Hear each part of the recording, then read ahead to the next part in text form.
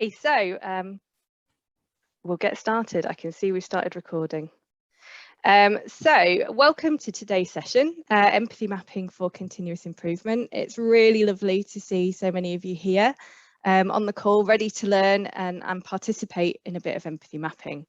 So as Steve said, we're the continuous improvement team at Leeds. There's myself, Paula Dunn and Jackie Waite. Jackie's going to help with a bit of facilitation today, and Paula has got a really important job. She's going to be capturing some outputs from the session.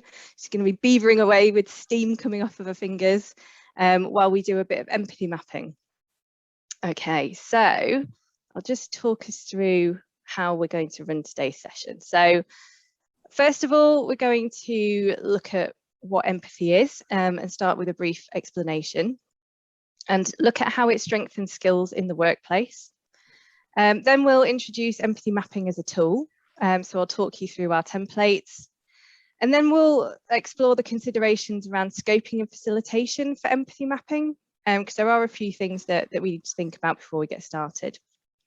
And we're kind of going to involve you in that journey as well. So when we do get to the empathy mapping, we're very clear on who we're going to map.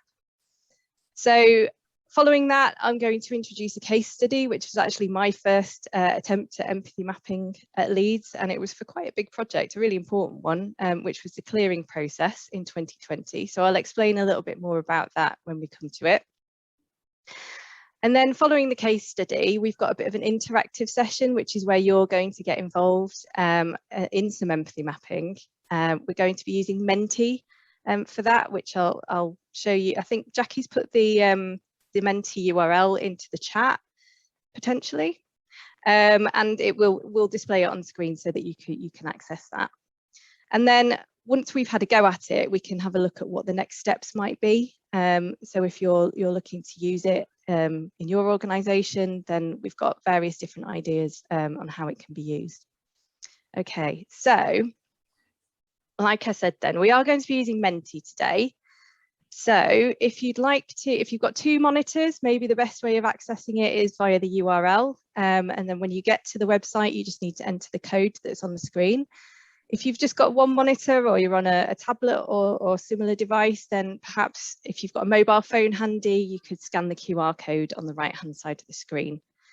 And what will happen is, as we progress through this presentation, you'll see the slides scrolling through, and when we get to a question, it will provide you with options to select, or you can type in some text if it requires you to do that. And I can see a few people on there already, so if you've managed to get on there, there's a heart that you can click, and we can see those popping up on the screen now. So we've got 9, 11, 15, excellent. So we all seem to be getting on there. Oh, lovely to feel the love.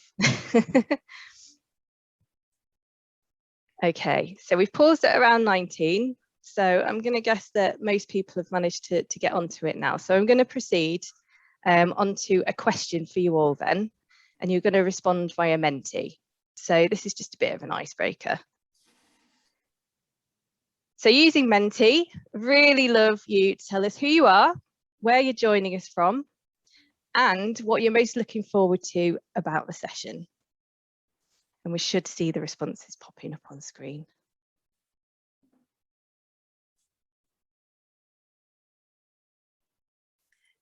Katie, just to let you know, we've got a few people still trying to get in. So right, okay. Do a reminder about Menti in a couple of minutes when they manage to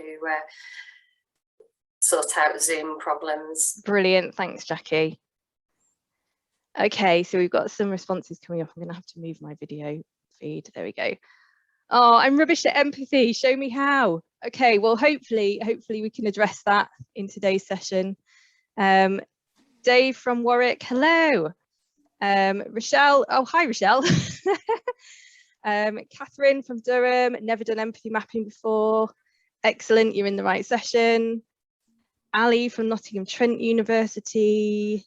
Katie from Sheffield Hallam, hi Katie. Carl from Michigan. So we've got quite a range here. Jennifer from Texas. It's my first conference and I want to learn more about Lean. Welcome, Jennifer. Guy from Nottingham. Sally from Michigan as well, looking forward to empathy mapping process as it will be very helpful. Excellent, we hope so. Understanding how to use this to better understand customers. Yep, absolutely, that's what it's about. Rihanna from the Netherlands, hello. Marianne from Bournemouth. Placement coordinator and I aspire to improve my workshops and create a resilience course for all students as a severe lack of resilience. Okay, yeah, so empathy mapping might help you get to kind of the core of how those students are feeling and understanding them a lot more. Hi, Caroline from Canberra. It must be really late where you are.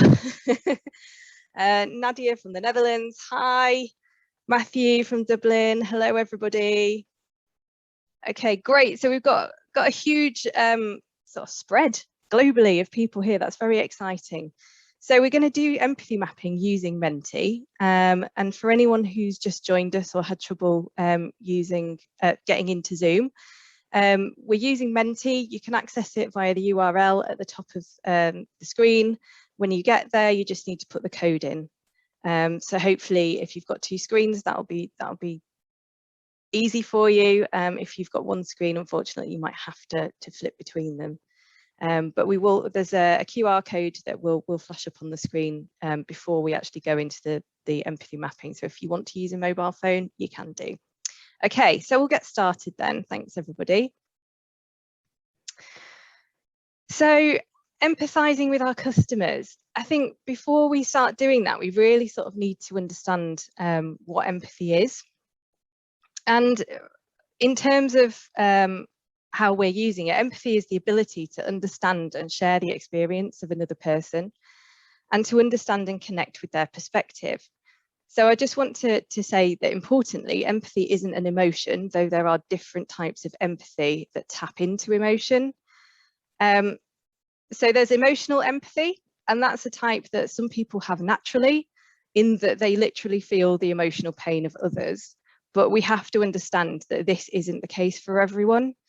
So when we're approaching empathy mapping, we're actually thinking of, we're using cognitive empathy, and that's actually a skill that we can all learn to work with. And cognitive empathy is imagining what it's like to take a walk in another person's shoes to gain a better perspective and understanding of their perspective. So the illustration on the right, it's taken from an article on verywellmind.com about empathy, emotional empathy versus cognitive empathy.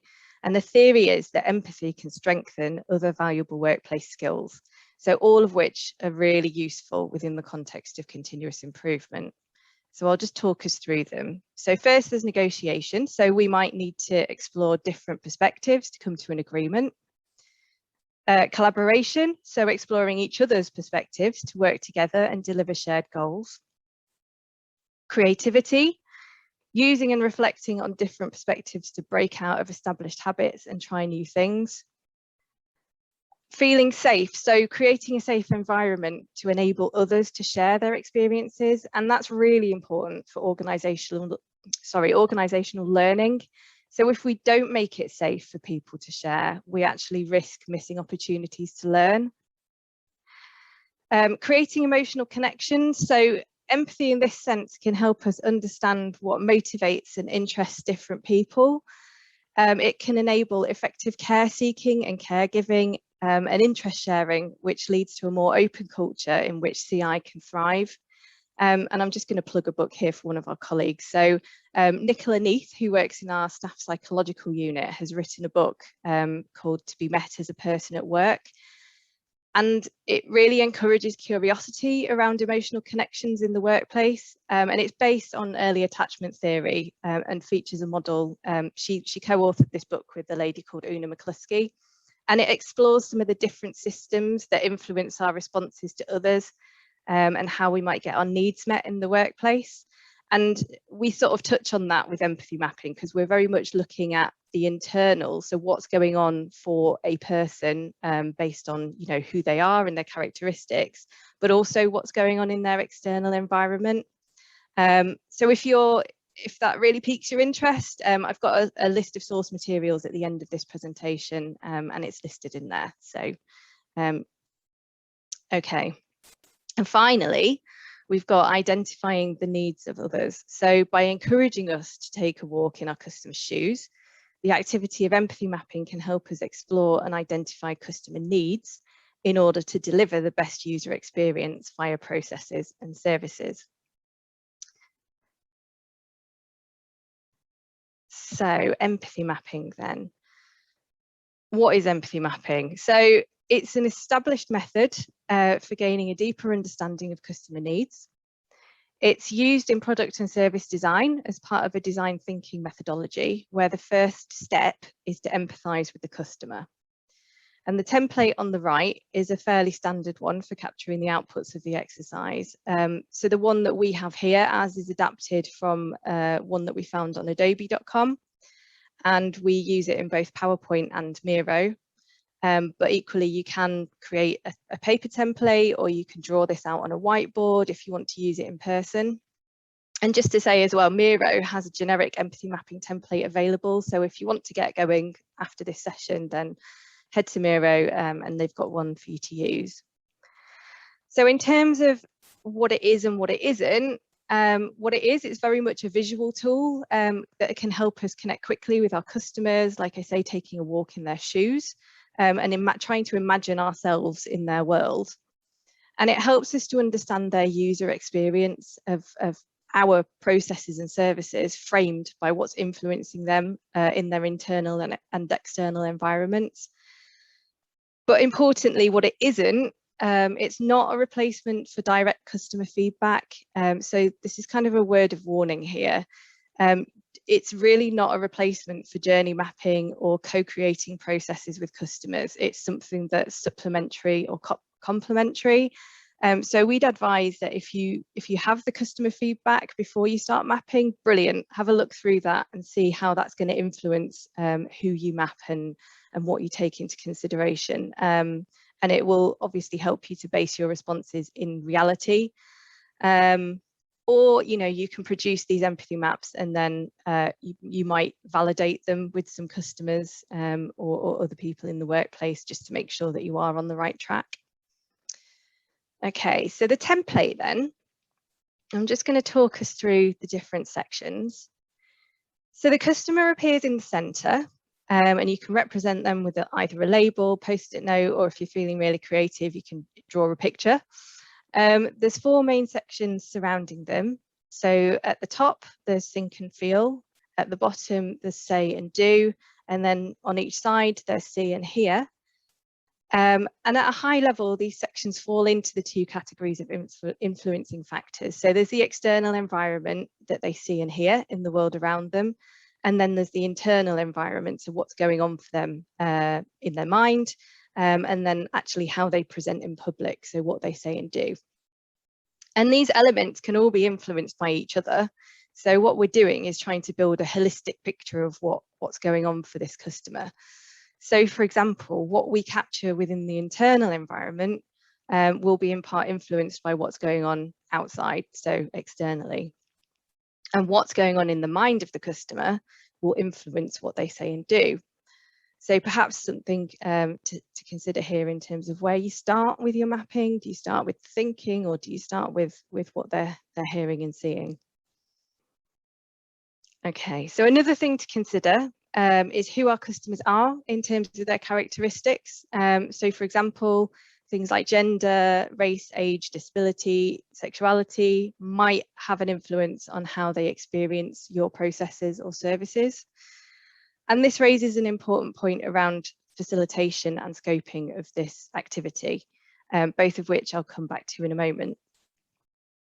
So before we move on, the pain section at the bottom of the template, excuse me, that's where we consider what it would mean for our customer if this process doesn't go well for them. So these, it could be short or long-term impacts that provide us with an idea of how high the stakes are for them. And then similarly, in the gain section, we try to understand what success might look like. So what do they stand to gain if this process goes well? And both of these sections are really useful when it comes to communicating a case for change. So you can literally, you know, have the outputs from this and use it to talk through with stakeholders. Okay.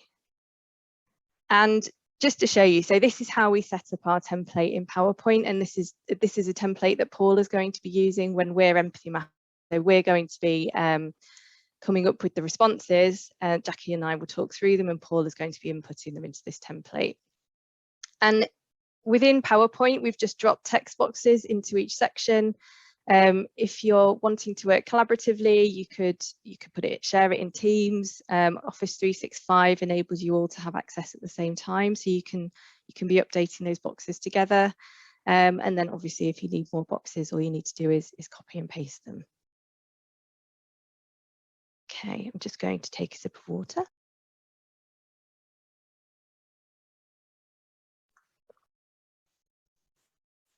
So coming back to scoping and facilitation then. So one of the most important things you need to do is decide before you start is who you're actually going to map. And on this slide, I've listed some of the variables that relate to people in HE and some of the protected characteristics that are included in the Equality Act. And consider that these might be essential for inclusivity and accessibility for certain processes. I've also asked the question there, what else? Because this isn't an exhaustive list and you might have your own variables that are specific to your organisation. So as well as who you need to map, you'll need to consider the questions at the bottom of the screen. So what information do you already have to inform your thinking about the customer experience? So coming back to the fact that you don't want to create empathy maps in a vacuum. So if you have customer feedback, then please use it. And this can be really helpful in terms of working out which customers you should map. So for example, if you've got a survey and the data suggests that only female customers are flagging a certain issue and it's coming up multiple times, you probably want to spend some time mapping from a female perspective.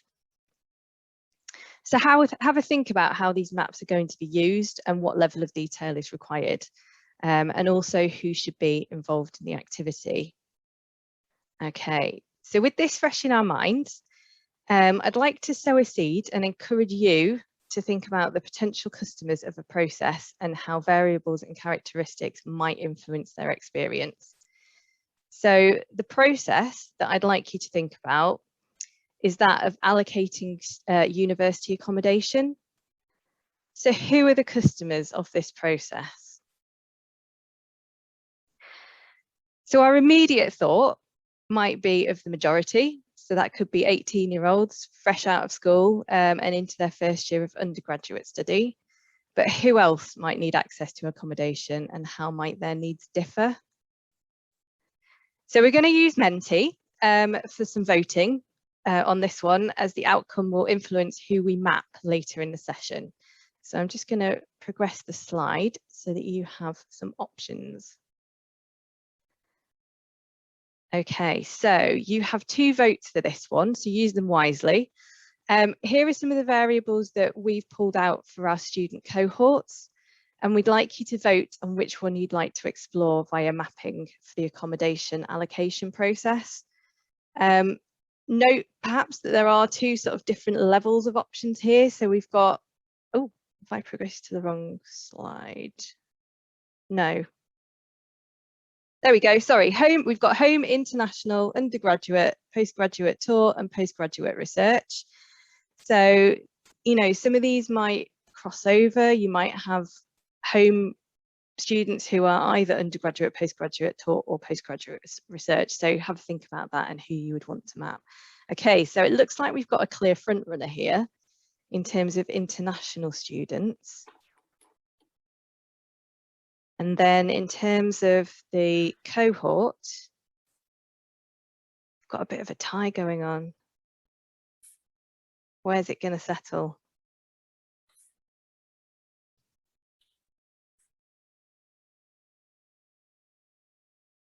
Okay. I'm going to go to my independent adjudicator. Oh, there we go. Postgraduate research has got 10. Right, that decides it. So we're going to map for an international postgraduate research student. I'm just going to make a note before I forget.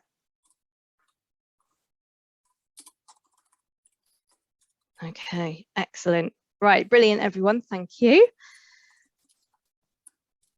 Right, so now I'm going to move us on to characteristics that may influence the customer experience of the process. So what would you like to explore? So on here, we've got age, disability, gender, pregnancy or maternity, race, religion or belief, or sexual orientation. Okay, so we've got some front runners, I think.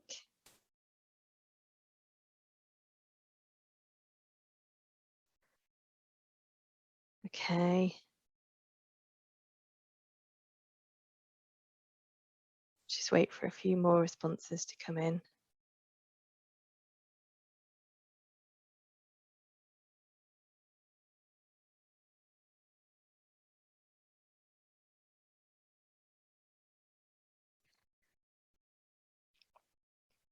Okay, so at the moment, it looks like we're mapping for gender. Oh no, we've got a tie with disability now. I'll go to Jackie. Jackie, which one would you like to map for between disability and gender? Oh, there we go. Somebody's there we made go. for us, Katie. Thank you. They have. Thank you. That. Okay.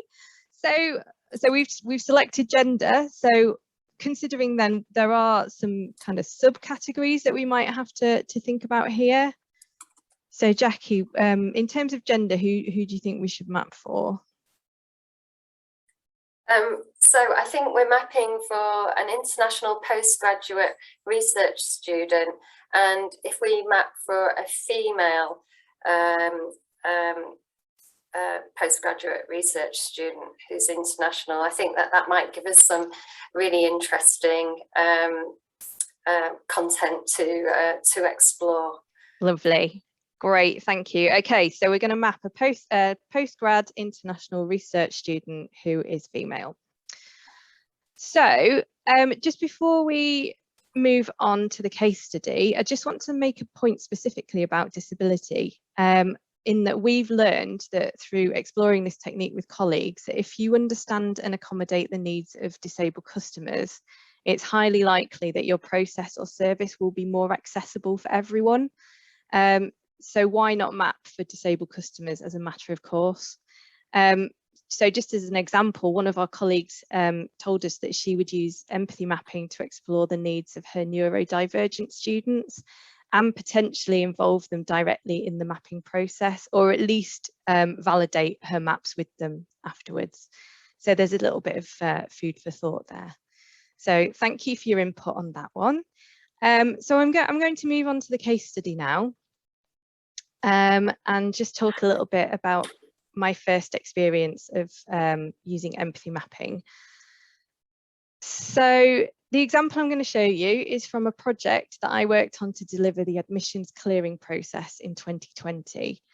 But first, I think it's really important to understand some context around this. So bearing in mind that this was sort of peak pandemic times, this process takes place in mid-August.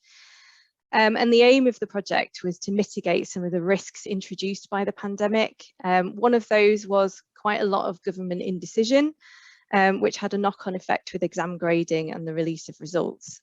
So we wanted to try and address some of those issues for our customers, as well as some historic process issues. So for those who might be unfamiliar with this process, clearing is a nationwide exercise, and universities aim to fill their spare places on courses with applicants who have either been rejected by other institutions because they haven't met their offer, or they didn't apply before the deadline earlier in the year, and those people might have higher grades. So all the vacancies across the country are released at the same time on the same day, and as I say that just sounds like utter madness, because I think you can probably imagine what happens. There's a huge rush by applicants to call the universities that have places available.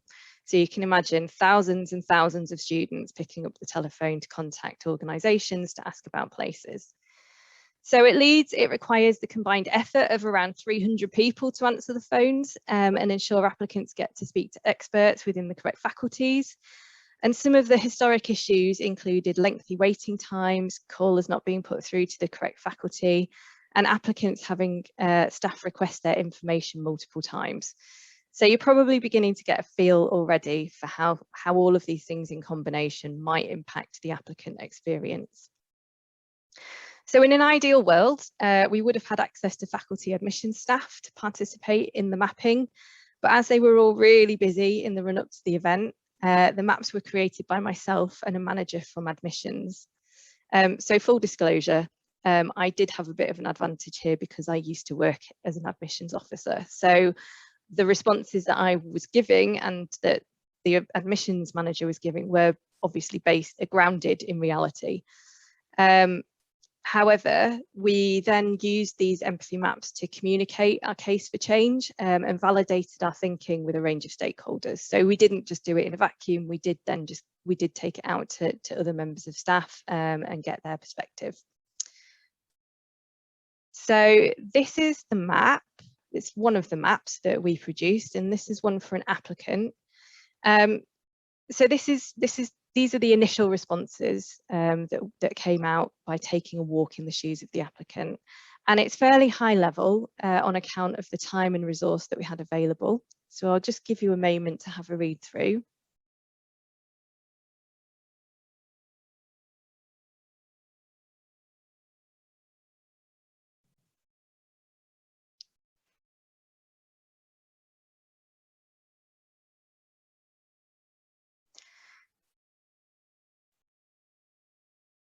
And at this point, if we were running this session at Leeds, I would usually ask for your observations, but juggling the map and the Menti would be really overwhelming. So I'm just going to provide a few that have come up in those sessions. So observation 1 is that the majority of the post-it notes that relate to hearing, thinking and saying are written in the first person, as if the applicant or someone in their environment were saying it themselves. And that's something that we really encourage because it really helps to capture the detail and nuance. So for example, looking at the top of the map, we've written anxious as a feeling. We could have left it at that. However, on the other post-it notes, the voice of the applicant in the first person tells us a lot more about potentially why they're anxious. So it's a really good idea to encourage participants to do this when facilitating the activity. And really provide some challenge to that where emotions have come out to capture the potential reasons for those. Observation 2 is that the overall feeling is a bit negative. Yes, it is, and that's absolutely okay. So one of the reasons for doing this was ultimately to understand how to de-risk the clearing process. So we knew that we'd have to surface potentially uncomfortable things in order to try and mitigate them. So the point of this exercise here was to understand needs that might be going unmet, or perhaps new needs that have emerged in the face of the pandemic that we needed to try and meet. So at this point, you're probably wondering, well, that's great. We've got all these responses, but what do we do with them? So we then proceeded to consider what themes were coming out. So here are some of the themes that emerged from myself and my admissions colleague.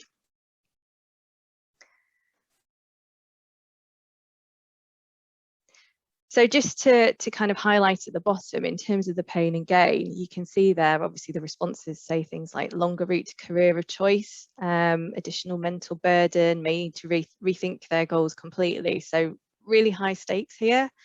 But if it goes well, they might have that feeling of normality, career path unaffected. That's a huge reward. But faced with all this sort of negativity that's coming out, there are a few themes here that we need to start addressing. So the next step was to consider what needs were emerging.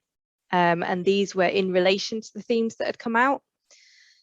So perhaps, for example, with the theme of the applicant having a lack of control over this situation and being on an emotional roller coaster, we felt that this suggested that the applicants needed some certainty. A well-managed process would contribute to this, along with clear guidance and us managing their expectations of the process. Okay, so now we've seen an example of how we can use the technique. We're going to offer you the opportunity to have a go using Menti. So just in case anyone joined us late, the URL is on the screen. You need to go to Menti and enter the code, or if you want to follow using a mobile device, just scan the QR code on the right hand side of the screen. So I can see people hearting us already. So I can see some people are in, you're all in there pretty much, just in case we've got anyone waiting to get in.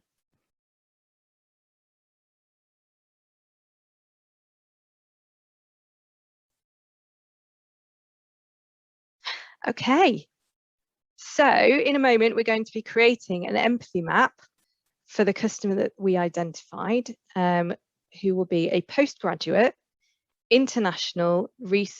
postgraduate research international student who is female. We're going to ask you to submit your responses via Menti for each section of the map. So while you're doing that, Jackie and I will be providing a bit of commentary on the spot analysis, pulling out a few of the submissions, and in the background, Paula is going to be typing furiously to collate these in PowerPoint. And then once we're finished, we're going to share the finished map with you so that you can make an assessment of the bigger picture, so a holistic assessment, and try to pull out some themes and potential needs that are emerging. So it's going to be quite busy, but hopefully quite fun. I don't know if anyone's ever done this before, so we're excited. Okay, so let's move on to the first section of the map then, which we're going to start with here. So what are friends, family, and other influencers saying to the student that impacts their thinking? And it's specifically with regards to allocating university accommodation. It so is. Where are they going to live? Thank you, Jackie. Thank you. Great. Okay, so yeah, there's comments about safety coming out already. Oops. There's one here about remembering your own culture and behaving appropriately. Okay, yeah, that's interesting and relating to the international status of this person. So I guess also related to safety, but it could be something else. How central, how close to the university. Mm-hmm. And also they're not sure I should be coming to the UK in the first place. So potentially that's something around safety and the UK itself. Is it going to be only female accommodation? And then there's something here, Katie, about whether they're going to be with somebody else from the same country. So the cultural aspects there.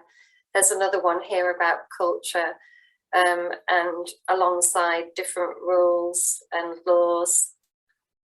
Mm-hmm. So I think there's something here. So the one you mentioned about people from the same country and making connections. There's another one at the bottom. Will you be able to make friends? So perhaps those things are sort of linked.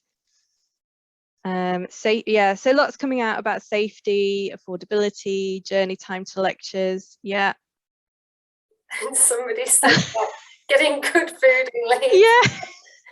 Said British cooking is awful. I like that one. Excellent, thank you to whoever put that one on there. But yeah, who will you be living with? You're going to be so far from home. Oh, we've got some more coming in at the bottom, Jackie, if you like to scroll. Thank you. Yeah, will you be able to observe your religious practice nearby?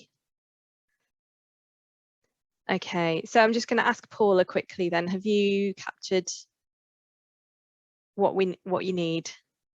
We've got a thumbs up. A thumbs up, right, great. Okay, so we're going to move on then to C. So what things in their environment influence them?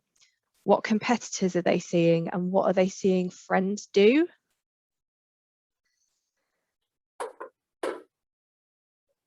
Okay, so just in addition to the questions that are on the screen, so when we're thinking about their environment, we might also think about social media and types of media that they engage with. What are they seeing via social media, the news, what's going on, if you want to think about this as a moment in time?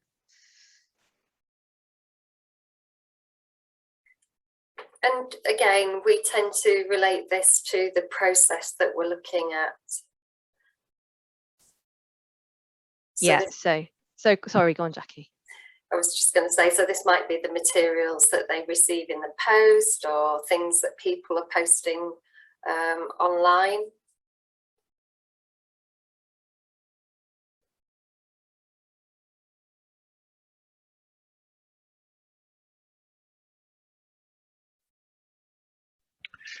Just could you remind us what stage the student is at right now? What are they doing? Who is this? Okay, so these are students who are waiting for accommodation. So they are likely to be new to the university. That's a really good. In the United Kingdom?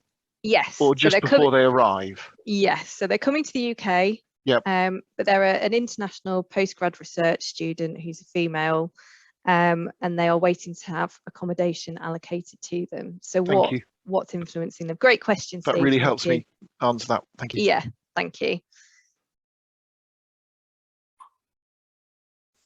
Okay, so there's some good stuff coming out here about that snapshot in time. So things about negativity relating to COVID, rules, regulation via social media, political unrest and the effect it will have. Photos of an empty campus due to the pandemic, yeah.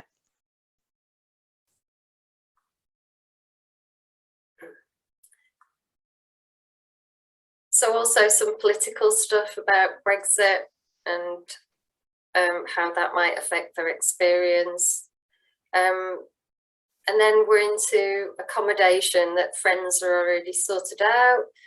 Will the quality of accommodation be nice, big enough for friends to visit? A positive thing about accommodation building next to the library. Competition about other institutions offering better alternatives or options to choose from.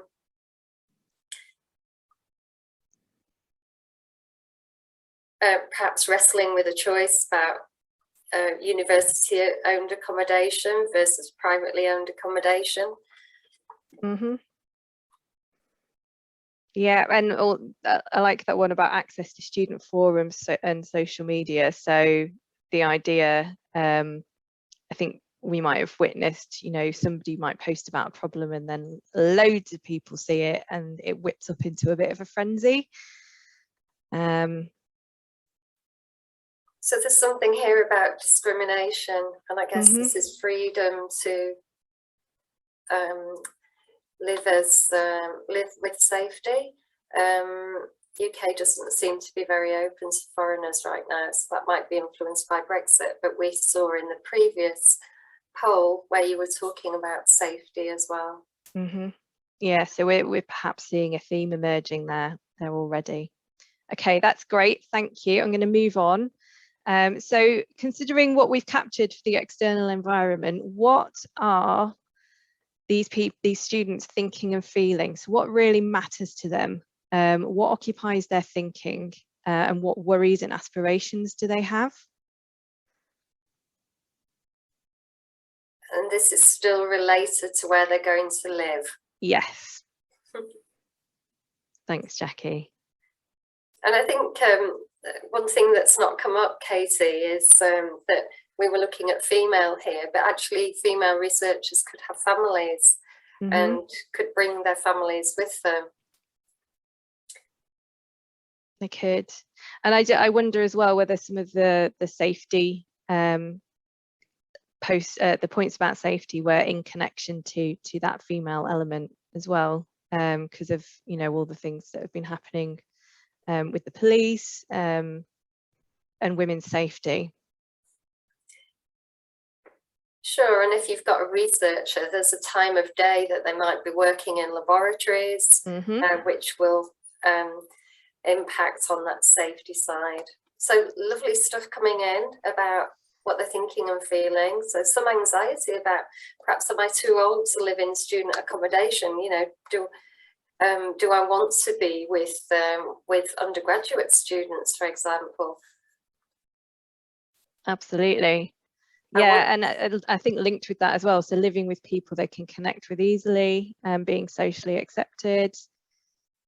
Is my home going to be close to my laboratory, library or supervisor? That might tap into those safety fears. It's a good, interesting one here. Want to get my accommodation sorted quickly so that I can start working on my research. So yeah, you know, the accommodation's important, but actually the focus here is about getting this research degree sorted. Yeah, absolutely. Yeah, do I have enough funds? Are things affordable? So as a postgraduate researcher, this person's probably already been through an undergrad and a master's, which they will have spent an awful lot of money on. So really, cost could be of a really high concern for them. So hygiene, safety is coming out here. I don't want to be just with undergraduates who party all the time, and that might speak to the cultural aspects. And somebody mentioned prayer earlier.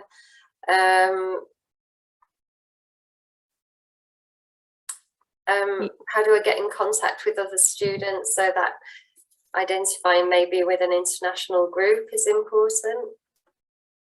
Yeah, and the point about them being a little bit older and potentially having a family. So will I be able to bring my family here or have them visiting?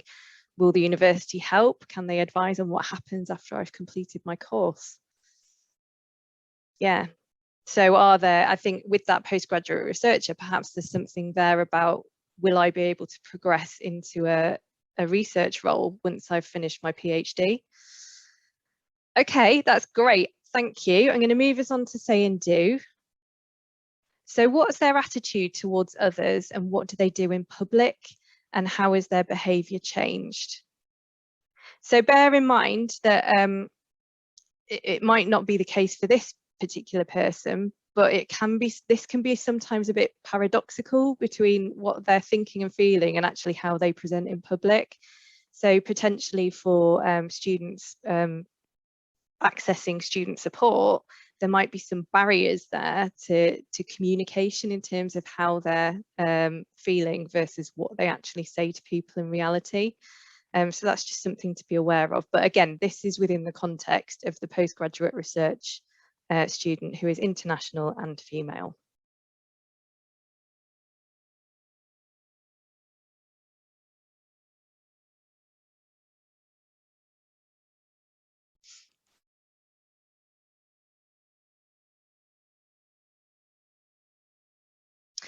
Okay, that's an interesting one. So that element of wanting to fit in, too willing to compromise on what they need. So actually potentially accepting things that they wouldn't otherwise really want to accept, but it's that sense of I'll do it to fit in. Yeah, again, trying to look friendly, be happy in order to make new friends, putting a brave face on it.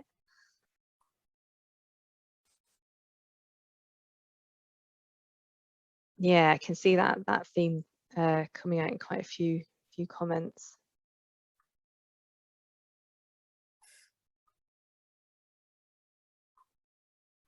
Definitely, Katie. It's there's a lot of anxiety here, and actually being reserved and maybe not saying what I want because of that anxiety, and therefore perhaps not getting my needs met, and just trying to fit in. Great. Okay, so I'm keeping an eye on the time as well. So I think we've got some really good stuff coming out here. I'm just going to quickly move us on to pain then. So pain associated with them not achieving their aims. So this could be short term, long term. What's the pain here?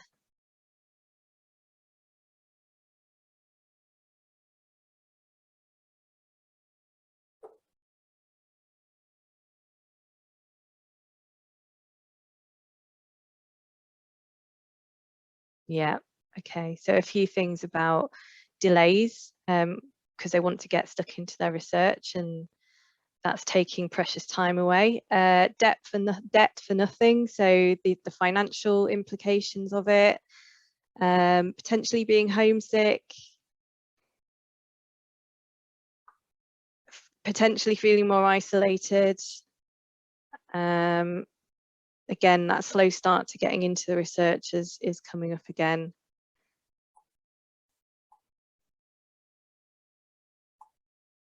Yeah, financial implications, a wasted opportunity perhaps.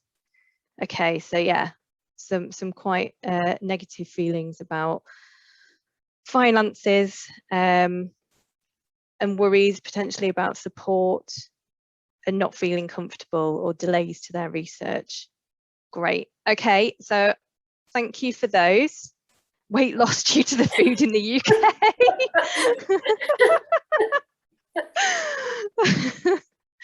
Love it, whoever that person is, brilliant. Okay, so I'm going to move on to gain. Hopefully Paul has managed to capture some of those. I know we're moving on quickly. Yeah, great. So gain, if this process goes well, then again, these could be long-term or short-term.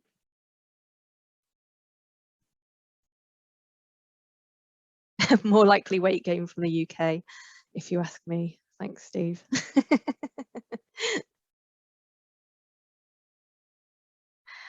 Career development, yeah.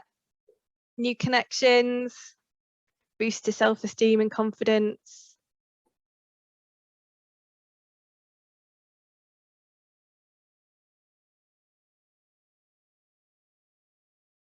New friends and potential career opportunities. Yeah.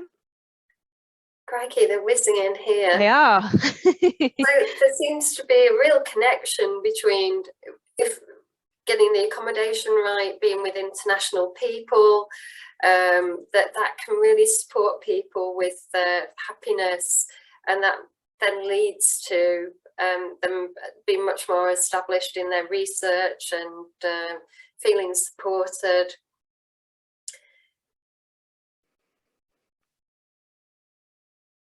Increased confidence, great research, social network is awesome.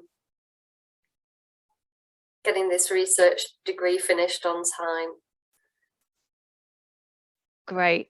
And Paula, if you managed to capture those, thumbs up. Okay, so I'm going to ask Paula now to present the completed map on the screen.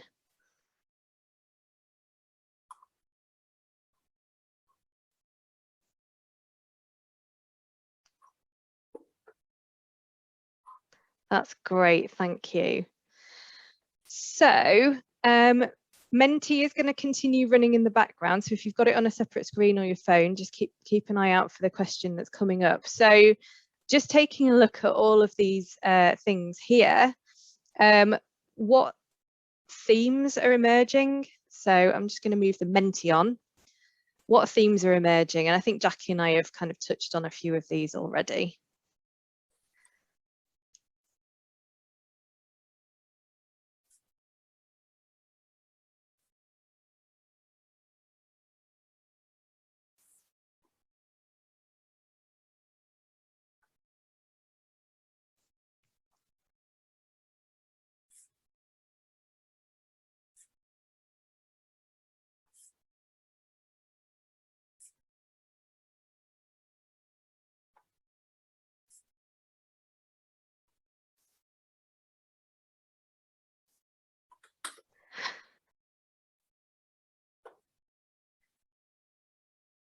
Okay, so I think we touched on that there might be some anxieties, perhaps about being in a new place, about the age difference potentially with who they're going to be with, anxieties around safety and the political climate in the UK. What else was there, Jackie? I think there's perhaps something, it's just coming out now, Right. staying true to yourself. I think there's something perhaps we've not got in these themes, but I won't speak up to get my needs met. Yeah, I think that was a really important one, and that sort of conflict between what's actually going on in the mind and how people present outwardly. Yeah. Okay, so with those things in mind, I'm going to flip the Menti on. So with reference to the themes, what needs are emerging? So what might these students need?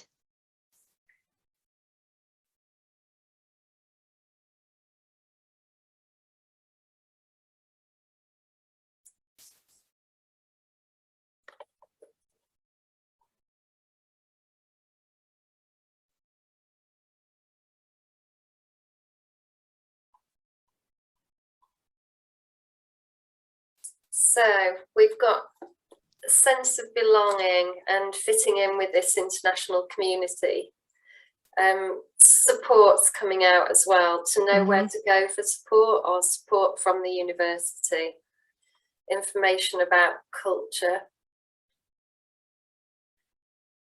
Getting to know the students so they feel comfortable to share their real needs, not to hide them. Absolutely. How are we going to do that? How are we going to dig a little bit deeper? And wraparound support beyond actually getting accommodation, clear process around allocation of accommodation with others who are international postgraduates. Great stuff. Okay, so you can see there how we've kind of explored the things going on for this applicant, and now we're beginning to see some needs emerging. Paula, would you mind just flipping on to the next slide, please? Okay, great. So now we've got all that information, and potentially we might have a lot of information.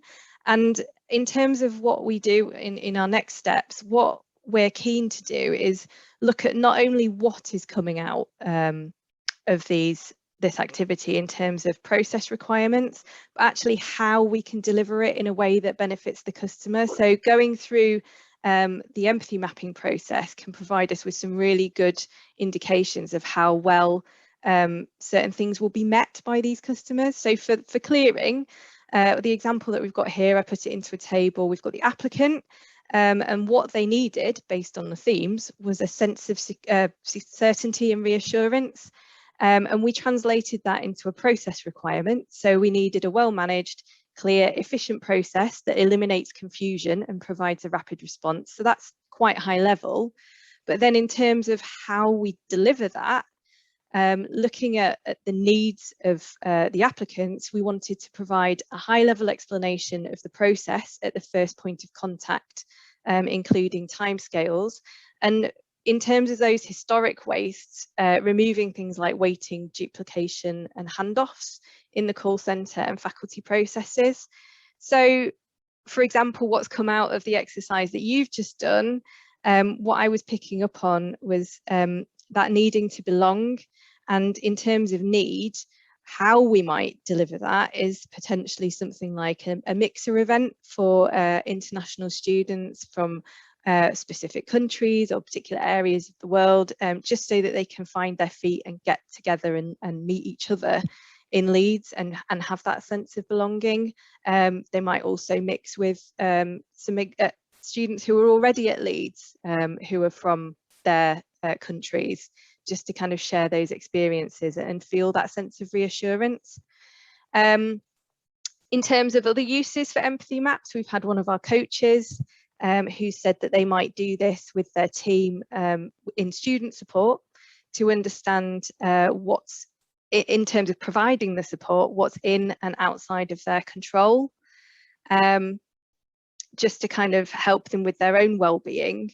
And drawing a line, understanding, well, actually, these are the things that we can't help with. So we're going to focus our attention on the things that we can help with. Okay, so that's the end of the content presentation. I'm just going to share a slide, Paula, if you could move us on, thank you, with the source materials that we use to produce this presentation. And then if we move on one more slide, just to say thank you to all of you for giving this a go. We may have overrun slightly. If you do want to give empathy mapping a go, we would